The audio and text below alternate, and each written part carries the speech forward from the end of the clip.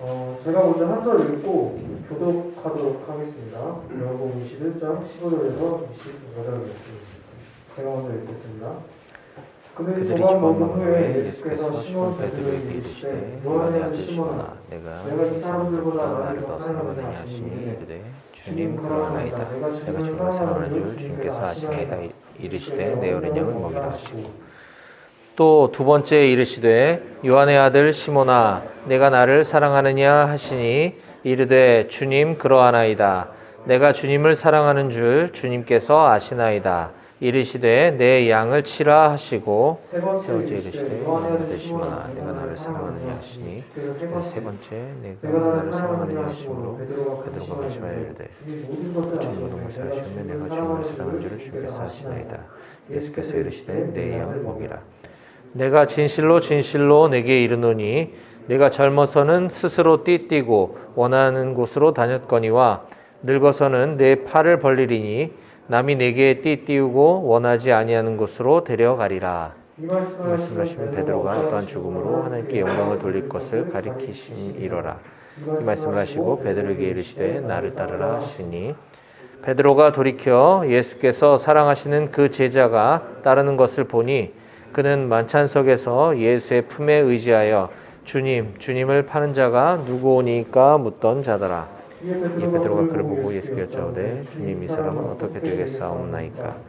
예수께서 이르시되 내가 올 때까지 그를 머물게 하고자 할지라도 내게 무슨 상관이냐. 너는 나를 따르라 하시더라. 이 말씀이 형제들에게 나가서 그 제자는 죽지 않으겠다 하였으나 예수의 말씀은 그가 죽지 않겠다 하신 것이 아니라 내가 올 때까지 그를 머물게 하고자 할지라도 내게 무슨 상관이 하신 것이로라. 이 일들을 증언하고 이 일들을 기록한 제자가 이 사람이라. 우리는 그의 증언이 참된 줄 아노라. 예수께서 하신 일이 이 외에도 많으니 만일 낱낱이 기록된다면 이 세상에도 이 기록된 책을 두기에 부족할 줄 아노라. 아멘. 오늘 예수님의 제자로 살아가는 면이라는 제목을 가지고 기호식 목사님께서 말씀 전해주시도록 하겠습니다. 네, 이거 마이크 좀 도와줘요. 여기 불도 좀 이거 안 되나?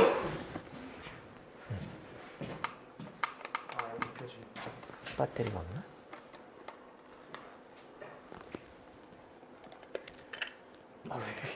아니, 아유, 저걸로. 그렇죠. 나중에 하면 되니까. 네. 예, 할렐루야, 여러분들 반갑습니다. 일주일 동안 잘 지내셨나요? 네, 오늘은 좀 많이 나왔네. 네, 반갑습니다. 그래요, 이제 날씨도 따뜻해지고, 코로나 전염병에 대한 위험성도 이제 많이 낮아지고 해서 이제 예배드리기 딱 좋은 그런 시기가 우리한테 온 것 같습니다. 여러분들 너무너무 반갑고 환영하고요. 이제 오늘 좀 본문이 길어서 이거 타이핑하기도 힘들고 따라 읽기도 힘들었었는데 오늘 요한복음 마지막 강해 설교 시간입니다. 저는 이제 우리 백오교회를 담임 사역을 이제 시작하기 전에 저기 문예리에 있는 포병 동원훈련장 한마음교회, 지금은 이제 거기 주둔하는 부대가 없어서 폐쇄가 됐지만 그 문예리 포병 동원훈련장 한마음교회에서 이제 군인교회 목회를 한창 하고 있을 무렵 재작년 한 여름경부터 요한복음 1장 1절부터 5절까지 본문 말씀을 가지고 예수님은 누구신가 라는 제목으로 요한복음 연속 강해 설교를 시작하였습니다. 중간중간에 주님께서 주신 감동에 따라 다른 본문 설교를 할 때도 있었지만 대략 한 2년 반 정도의 시간 동안 계속해서 요한복음 연속 강해 설교를 이어왔습니다. 이유는 이 요한복음이 우리가 믿는 예수 그리스도에 대해서 가장 알기 쉽고 아주 자세하게 친절하게 소개해주고 있는 책이라서 처음 교회를 다니는 사람들에게는 이 두꺼운 성경을 창세기부터 쭉 읽는 것도 중요하지만 처음에 우리가 성경 말씀을 접하고 예수님을 알아가기 용이한 책이 요한복음이라서 처음에 신앙생활을 시작하신 분들에게 읽어보도록 권하는 책들이, 많은 분들이 권하는 책이 이 요한복음이기도 합니다. 그래서 저도 대부분이 초신자인 우리 군인교회 우리 청년들에게 요한복음을 좀 자세하게 설명할 필요가 있겠다 싶어서 이렇게 오랜 시간 동안 이어온 겁니다. 근데 애석하게도 우리 백오교회는 저하고 이제 여러분들 중간부터 만났기 때문에 앞부분에 대한 설명을 못 들으신 분들이 전부 다인데, 혹시라도 이제 여러분들이 지금 혹은 나중에라도 이제 기독교 신앙에 대해서 또 하나님 말씀에 대해서 요한복음에 대해서 이제 관심을 갖게 되시면 뭐 좋은 설교도 많이 있긴 합니다만, 제가 제임스 김 선교사라고 하는 유튜브 채널을 운영을 하고 있어요. 운영이라고 할 것까지 없고 그냥 업로드만 하는 거죠. 그래서 여러분들이 제임스 김 선교사 채널 검색해 보시면 제가 이제 설교한 우리 군인교회 설교뿐만 아니라 직장인들, 일반 회사원들, 또 주부들 대상으로 하는 일터 선교단체에서도 제가 또 말씀을 전하는 게 있어요. 그런 또 말씀들도 있고, 또 뭐 찬양도 있고, 또 매일매일 성경 읽어주는, 성경 읽어주는 남자. 네, 성경 읽어주는 남자는 아니고, 하루 뭐 20분 성경 읽기, 그리고 하루 15분 성경 읽기, 또 이런 컨텐츠도 하고 있거든요. 그래서 제가 뭐 유튜브 채널 홍보하는 건 아니지만, 이 요한복음 중간부터 이제 들었기 때문에 여러분들 앞부분에 대해서 관심 가지시는 분들은 그렇게 참고하시면 좋겠다 하는 안내를 잠깐 드립니다. 자, 지난주일에 우리는 요한복음 21장 15절에서 17절 본문 말씀을 가지고 주님을 사랑하십니까? 라는 제목의 말씀을 나눴습니다. 주님은 언제나 우리를 아가페적으로 사랑하셨고, 즉 신적 사랑이라 그랬어요. 우리가 감히 범접할 수 없는 모든 걸 다 내어주는, 목숨까지도 내어주는 사랑, 아가페 사랑. 주님은 언제나 우리에게 아가페로 사랑하셨고, 지금도 마찬가지, 앞으로도 영원토록 우리를 아가페로 사랑해 주시는 분이지만, 우리는 그런 주님을 겨우 필레오로, 그것도 아주 자신 없고 아주 띄엄띄엄 고백할 수밖에 없는 그런 연약한 존재라는 것을 우리가 베드로를 통해서 살펴보았습니다. 그러나 다행인 것은 그럼에도 불구하고 우리를 포기하지 않으시고 우리를 끝까지 함께 해주시고 도와주시는 분이 바로 우리 예수님이시다라는 것을 우리가 지난 시간에도 보았고 오늘도 계속 이어서 살펴보려고 하는 것입니다. 예수님 십자가의 죽음 이후에 크게 낙심하고 인생의 갈 길을 잃어버리고 소망을 잃어버려 다시 예전으로 돌아가려고 했던 그 베드로에게 찾아오셔서 그 예수님의 사랑과 또 예수님을 향한 사랑을 회복시켜 주신 예수님께서 이제 제자의 삶으로 본격적으로 이끌어 주시는 장면을 오늘 살펴보려고 합니다. 근데 중요한 건 이 성경을 볼 때 이 이야기가 비단 베드로라는 옛날에 있었던 어떤 인물에게만 해당되는 내용이 아니라 성경에 있는 모든 이야기들은 항상 등장인물을 통해서 어떤 대표성을 띠고 오늘을 살아가는 우리 모두에게도 동일하게 하시는 말씀이다라는 걸 우리가 전제로 말씀을 보아야 될 필요가 있습니다. 그렇지 않으면 이건 그냥 옛날 얘기에 불과한 거죠. 이건 베드로에게만 해당되는 것이 아니라 지금 나에게 하시는 말씀이구나 라는 것을 우리가 좀 동일하게 깨달았으면 좋겠습니다. 자, 그래서 오늘 이 시간에는 이제 이 요한복음 연속 강의의 가장 마지막 설교가 되는 71번째 시간으로서 예수님의 제자로 살아가려면 이라는 제목으로 오늘 우리에게 주시는 하나님의 말씀을 세 가지 교훈으로 요약해서 전달하도록 하겠습니다. 자, 예수님의 제자로 살아가려면 다 같이 함께 따라해 볼까요? 첫째, 다시 첫째, 먼저 예수님에 대한 사랑이 회복되어야 합니다. 네, 우리가 예수님의 제자로 살아가려면 제일 먼저 해야 될 일은 예수님에 대한 사랑이 회복되어야 한다는 것입니다. 이건 지난 시간에 나눴던 말씀과도 연결되는 부분인데, 자, 우리가 예수님에 대한 사랑을 회복하려면 먼저 전제되어져야 될 부분이 있어요. 그건 바로 나를 향한 예수님의 사랑. 주어가 바뀌어 있죠? 내가 예수님을 사랑하는 게 중요한데 그러려면 나를 향한 예수님의 사랑이 먼저 느껴져야 된다는 거예요. 근데 이게 우리의 힘과 노력으로는 도저히 될 수가 없는 거죠. 한 번도 만나보지 않은 사람을 사랑할 수가 없잖아요. 그죠? 뭐 가끔은 이제 원거리에 뭐 이렇게 외국에 있는 분들하고도 이렇게 뭐 통신이나 이런 걸로도 사랑이 싹트기도 하긴 하던데, 이건 아주 특수한 경우고, 우리가 만나보지 않은 사람도 사랑할 수 없는데, 하물며, 이 땅에 지금 계시지도 않고, 어떤 하나님의 신적인 존재인 예수님을 우리가 막연하게 사랑하기란 이건 불가능한 거죠. 그래서 우리가 예수님을 사랑하기 위해서는 나를 사랑해 주신 그 예수님이 먼저 깨달아지고 느껴지지 않으면 그것이 이루어질 수 없다라는 거예요. 자, 그래서 우리가 지난 시간에 마지막 절에 읽었던 말씀을 한번 같이 읽었으면 좋겠는데, 오늘 본문 안에 포함되어 있기도 하죠. 21장 17절 말씀만 한번 보도록 하겠습니다. 자, 예수님이 베드로를 찾아오셔서 3번이나 똑같은 말 또 하시고 똑같은 말 또 하시고 했던 말 또 하시면서 이제 마지막 하시는 말씀이에요. 17절 다 같이 읽어보도록 하겠습니다. 시작.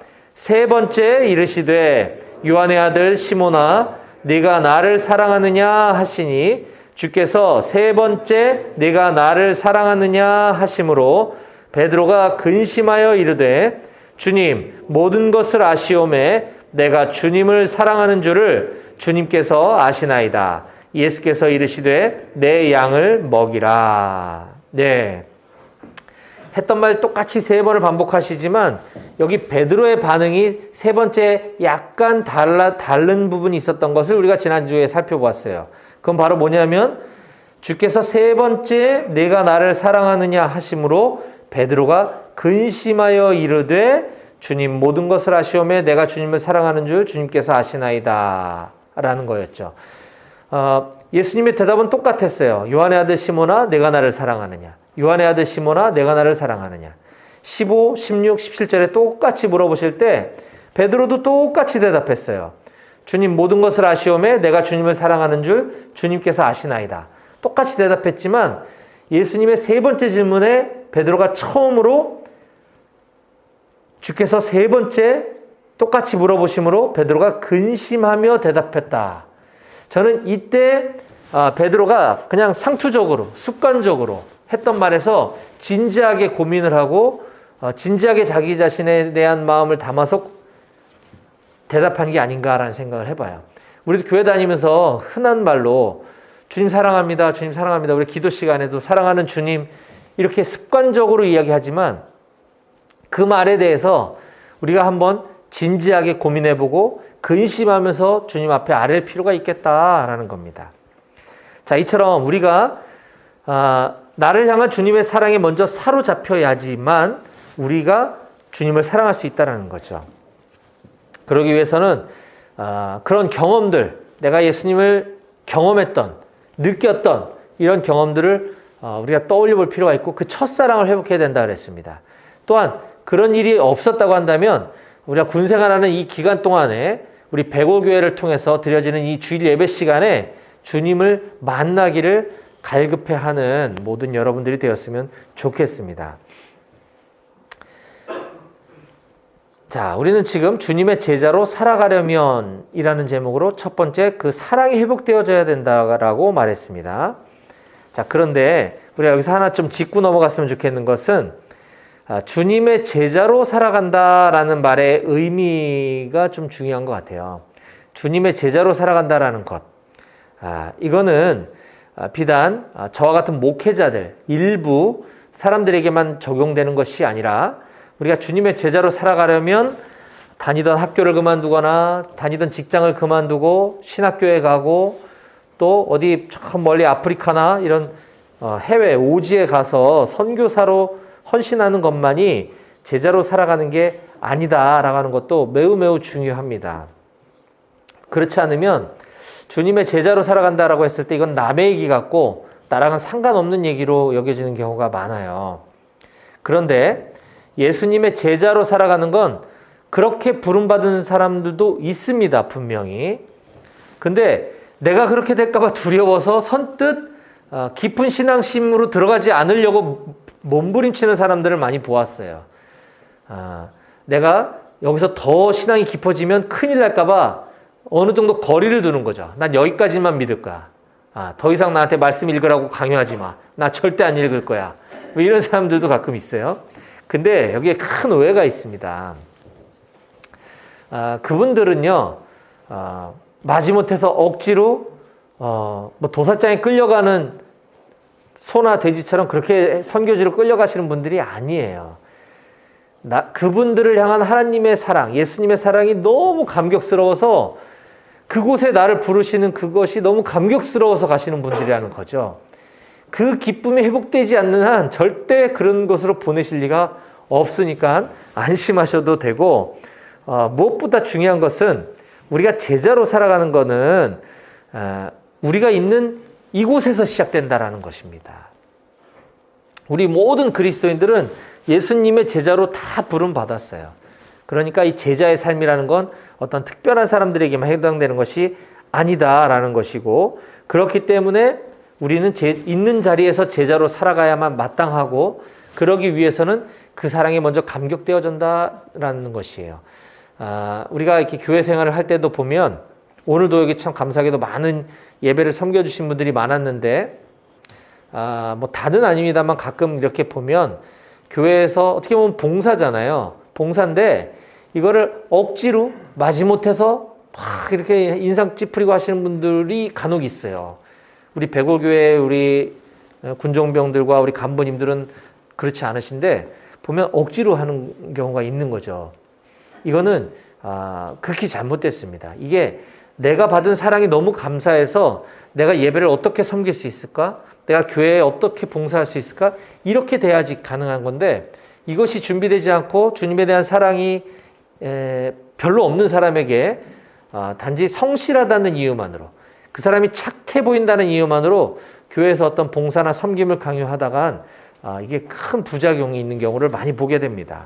따라서 먼저는 주님께 받은 사랑과 은혜에 감격하는 저와 여러분들이 모두 다 되셨으면 좋겠습니다.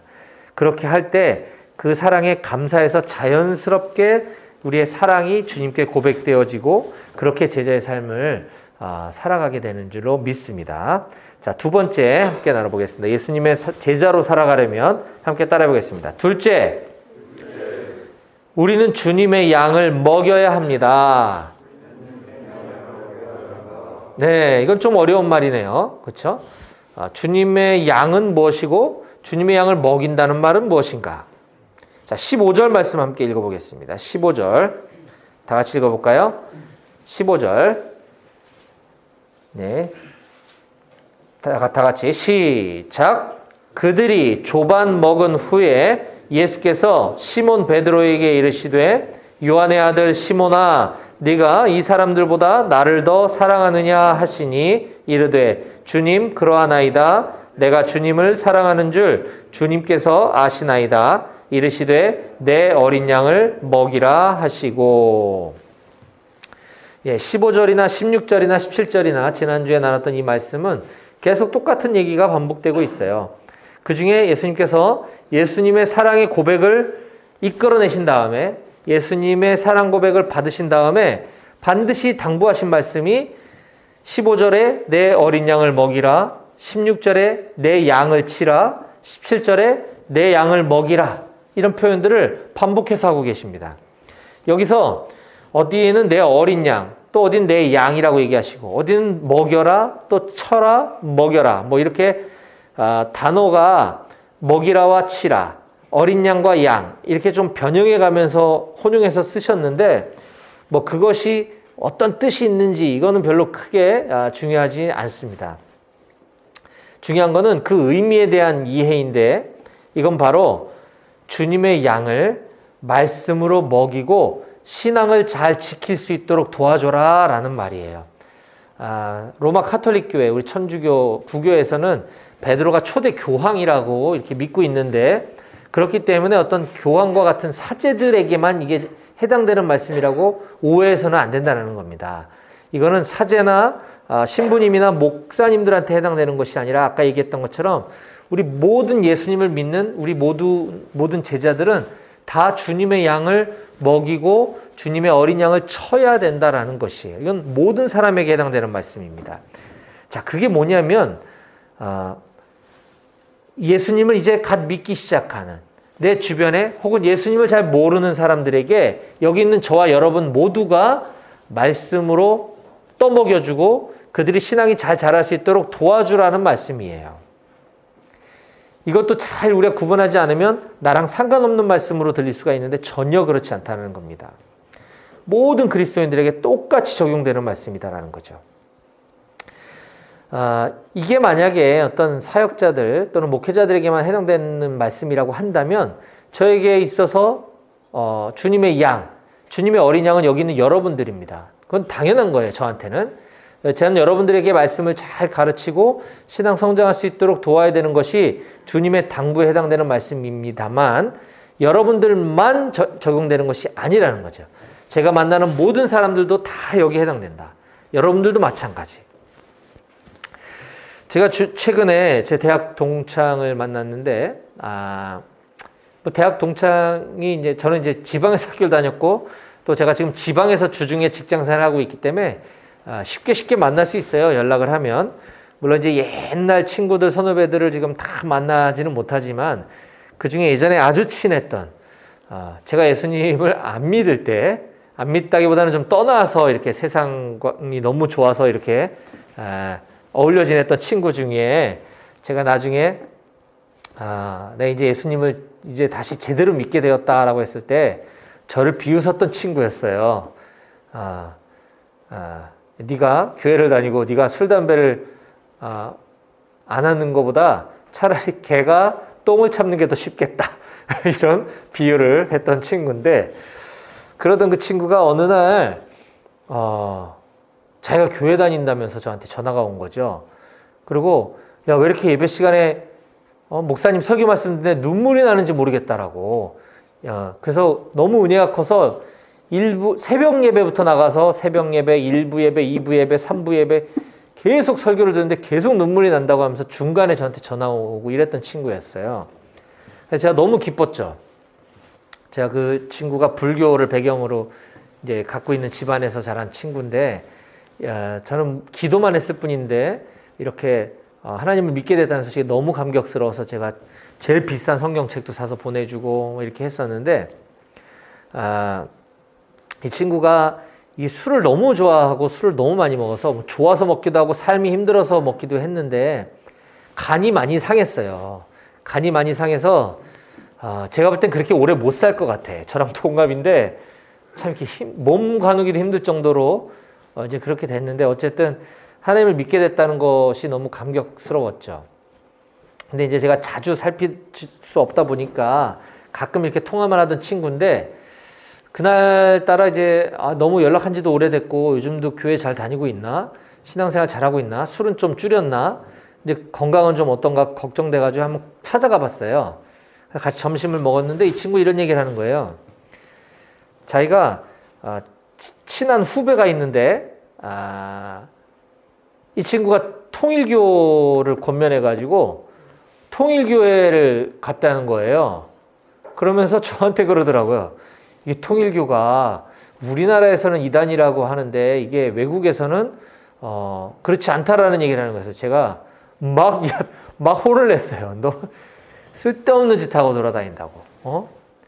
야, 문선명이가 하나님이라고 주장하는 종교가 단순한 이단이 아니라 이단 사이비 종교다. 어디 그런 데를 갔냐고 제가 막 야단을 치고 네가 그때 하나님 만나서 그 뜨거웠던 그 마음, 그 사랑을 한번 생각해봐라. 하나님 마음이 어떠시겠냐고. 그래서 이제 그 친구가 했던 얘기 중에는 이제 통일교회가 이게 여러분들을 이게 잘 새겨들었으면 좋겠는데 통일교회는 이 국제 결혼을 이렇게 시켜요. 그래서 특히 일본 사람들이 이 교주님의 나라라 그래가지고 일본 분들이 이제 한국 통일교 교인들하고 이렇게 결혼하는 걸 되게 선호하고 이게 결혼을 매칭을 시켜줘. 그래서 알지도 못하는 사람하고 막 결혼을 해야 돼. 합동결혼도 하고 막 이래요.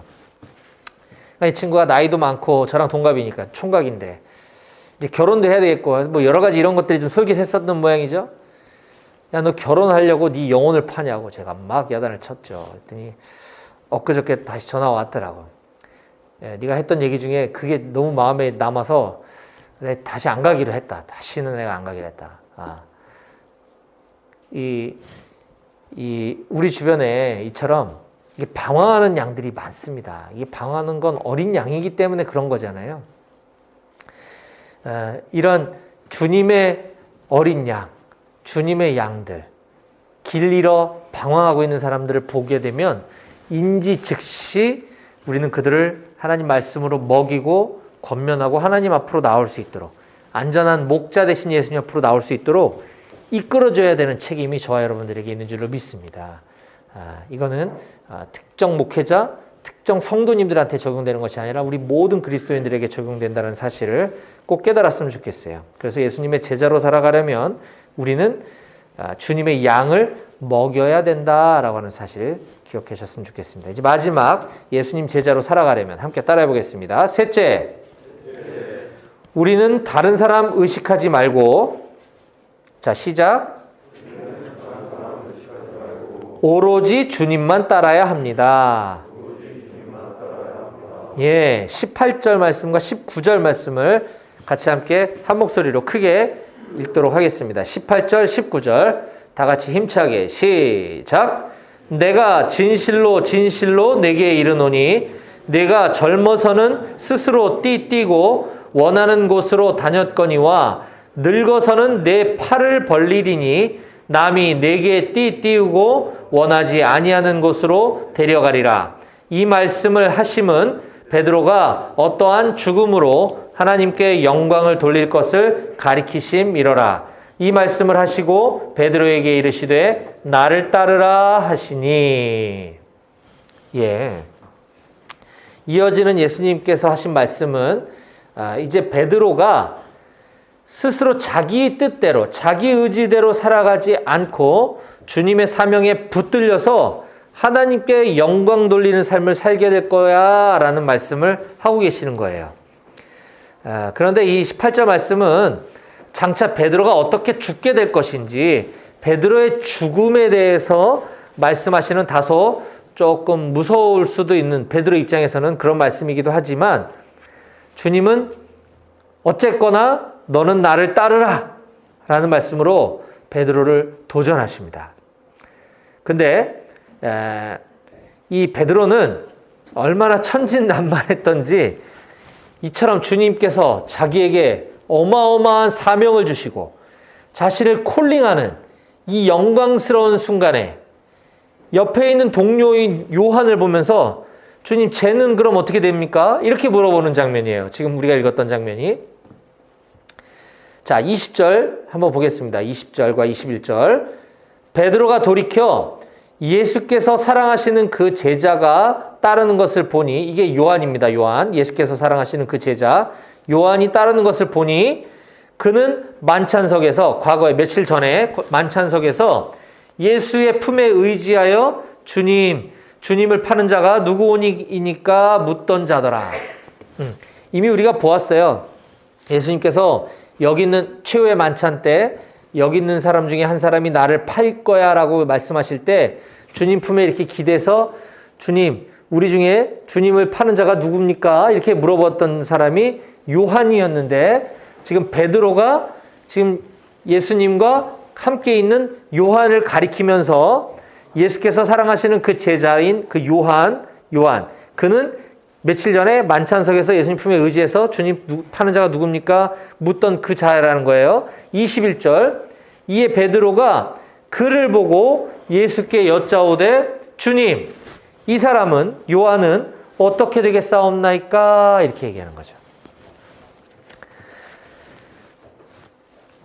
자, 그런데 예수님이 22절에 야, 너 쓸데없는 소리 하지 말고 너나 잘해 라고 말씀하시면서 이렇게 말씀하십니다. 22절. 예수께서 이르시되 내가 올 때까지 그를 머물게 하고자 할지라도 네게 무슨 상관이냐? 너는 나를 따르라 하시더라. 자, 19절에서도 베드로에게 이르시되 나를 따르라. 22절에도 너는 나를 따르라. 예수님의 부르심은 명확합니다. 오직 나만 따르라 라는 것입니다. 옆에 있는 요한 보지 말고 요한이 어떻게 하든 그게 너랑 무슨 상관이냐 라는 거죠. 나를 따르라. Follow me. 여러분들은 포병병까지만, 저는 이제 보병 출신인데 저기 전남 장성군 삼서면 학성리에 가면 상무대라고 있습니다. 상무대. 우리 얼마 전에도 우리 이동희 형제가 중급반 교육 받고 온 육군 포병학교가 있는 곳이 상무대죠. 거기 보병학교 슬로건이 바로 나를 따르라입니다. 나를 따르라. Follow me. 우리 포병학교의 슬로건은 뭐죠? 알아야 산다. 알아야 한다구나. 알아야 한다. 포병학교는 알아야 한다.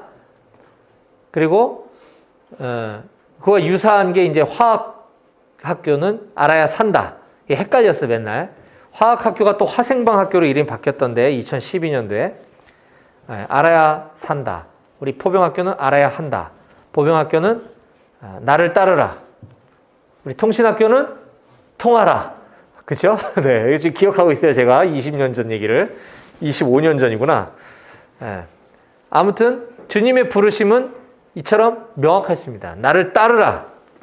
너는 다른 사람 볼 필요 없이 나만 따르라 라는 거죠.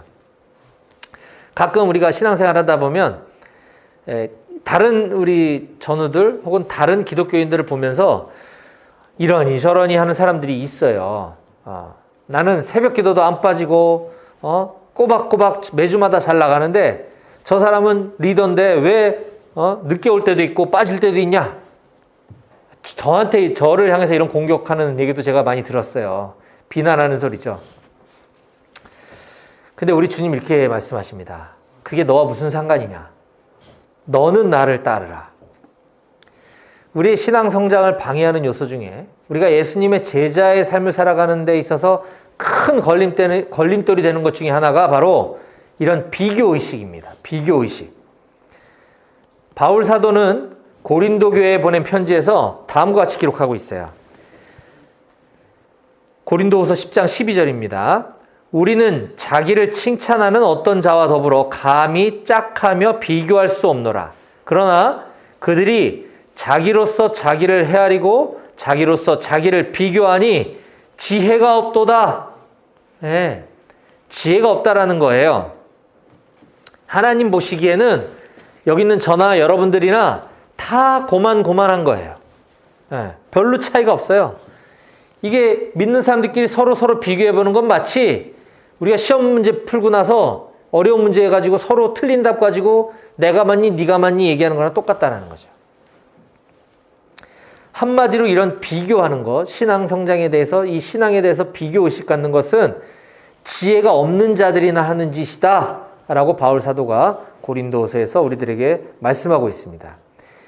왜냐하면 이 비교의식이 좋지 않은 이유는 바로 내가 옆에 있는 형제와 비교했을 때 아까처럼 나는 새벽 기도도 잘 나가는데 이 형제는 타이틀은 뭐 대표고 뭐 타이틀은 뭐 리더라고 갖고 있으면서 나보다 못한 것 같아. 그러면 굉장히 자만심에 빠지게 돼요. 그렇지 않겠습니까? 네, 자만심은 아주 나쁜 거죠. 반대로 맞아. 나 같은 게 무슨 얘는 참 예배도 잘 나가고 11정금도 잘 드리고 뭐 잘하는데 나는 왜 이렇게 못하지? 열등감에 빠지게 됩니다. 열등감에 사로잡히게 되죠.